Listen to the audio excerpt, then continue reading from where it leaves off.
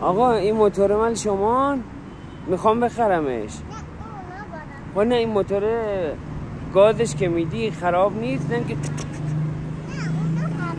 اونا خرابن. این درسته؟ این درستش کردی؟ بعد این میشه باش پرش تک چرخم بزنم؟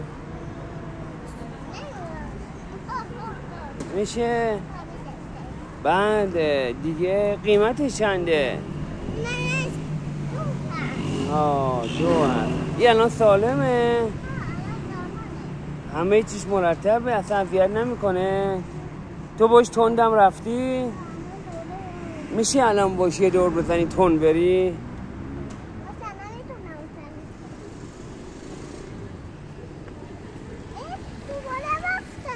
این رفتش دوباره.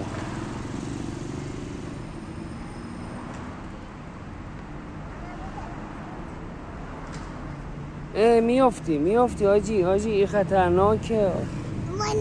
این نمیتونی که بری بالا. نه بابا این رو جک یکیه برمیگرده.